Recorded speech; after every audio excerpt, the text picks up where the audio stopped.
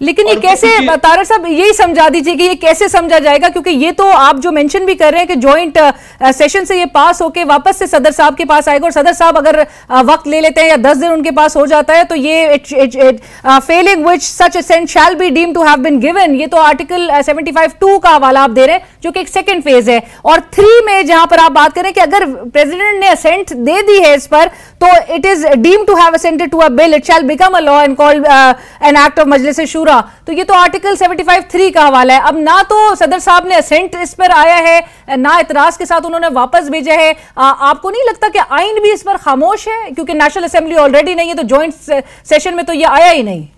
देखिए, पास प्रैक्टिस क्या है? पास प्रैक्टिस ये, और जब हम कवानीन बनाते हैं तो हम ये चीज सोचते हैं कि ये जब जाएगा तो सदर या इसको वापस करेगा या रख लेगा। अगर सदर इसको वापस करता है लिख के वैलिडली, तो ये जॉइंट सिटिंग में चला जाएगा।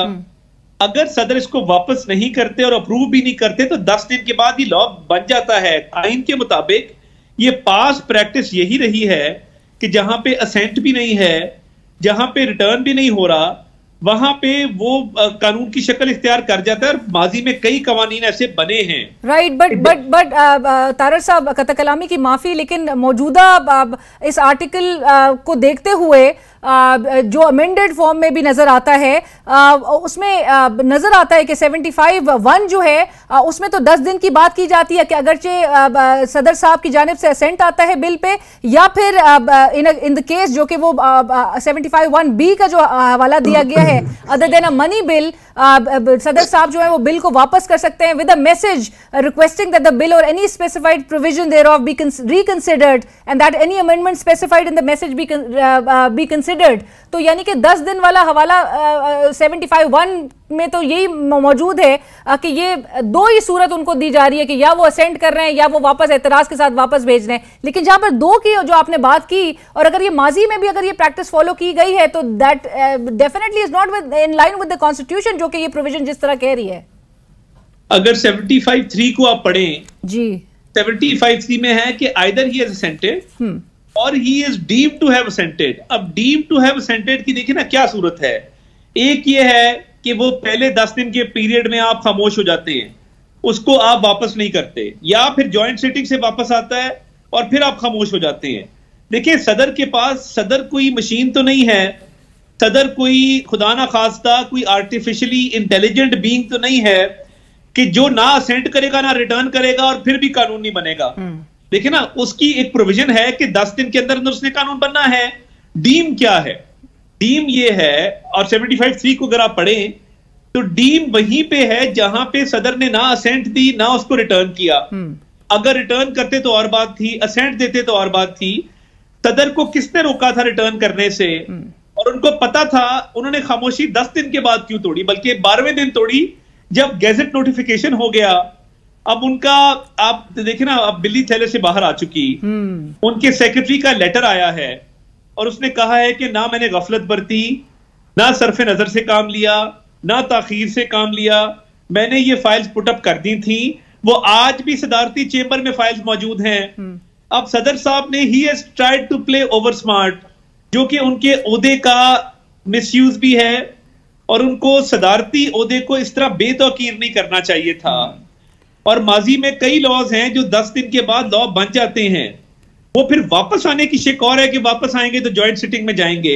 अगर वापस ही नहीं आ रहे तो सदर की खामोशी और इनएक्शन क्या वो उन कवानीन को खत्म कर देगी और पार्लियामेंट के एक्शन को, यानी एक बिल, ये सिर्फ बिल नहीं है, इसको कौमी असेंबली ने, सेनेट ने पास किया है, और जब 2 हाउसेज ने पास किया है तो सदर की खामोशी इतनी ताकतवर है कि वो इस बिल को खत्म कर देगी। और सदर को लिख के वजूहात बयान करके वापस करना ये रूटीन की प्रैक्टिस है। और जहां वो लिख के वजूहात बयान करके वापस नहीं करते, वहां पे खामोशी के जरिए वो लॉ बन जाता है। पास प्रैक्टिस ये भी रही है।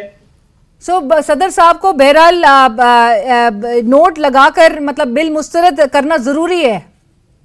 देखिए, माजी में करते रहे ना, मैं आपको अभी एग्जांपल भी भेज देता हूं जहां पे उन्होंने एक फेडरल पब्लिक सर्विस कमीशन की लॉ को वापस भेजा। बेदरद सा लॉ था, वजूहात बयान की और खुद साइन किए। सेक्रेटरी के साइन नहीं थे, किसी अमले के साइन नहीं थे, खुद साइन करके वापस किया। तो इस बिल को उनको वापस भेजने से किसने रोका था? साइन करने से किसने रोका था? ये बड़ी चालाकी से एक आफ्टर थॉट आया है और उन्होंने तमाम लोगों को राजी करने की कोशिश की है। जी, आपने पहले भी ये कहा कि वो तमाम साइड्स को जो है वो खुश करने की कोशिश कर रहे हैं, राजी करने की कोशिश कर रहे हैं, और उनके सेक्रेटरी ने भी कहा कि उनकी जानिब से दोनों बिल्स पे असेंट भी नहीं आया और साथ साथ कोई भी जो तहरीरी हुक्म है वो जारी नहीं किया गया। बट तारर साहब, इस हवाले से इस्तीफे का मुतालबा गुज़िश्ता रोज से ही सदर मुमलिकत से किया जा रहा है। आपको नहीं लगता कि अगर वो कह रहे हैं, सदर मुमलिकत बहरहाल एक बहुत बड़ा मनसब है, हेड ऑफ द स्टेट है, अगर वो कह रहे हैं कि उनकी विल और उनकी कमांड को नहीं फॉलो किया जा रहा, अमला नहीं फॉलो कर रहा, आपने मेंशन किया गेजेट नोटिफिकेशन भी डेटेड 18 अगस्त सामने आ गया था, इसकी मामले की इंक्वायरी होनी चाहिए और फिर राइट फोरम क्या होगा? बिल्कुल इंक्वायरी होनी चाहिए। और देखें, सदर को यह प्रूव करना पड़ेगा कि उनके अमले ने उनकी कमांड को फॉलो नहीं किया। It's not a simple matter कि जहां पे आप सिर्फ ये कह दें कि अमले ने फॉलो नहीं किया।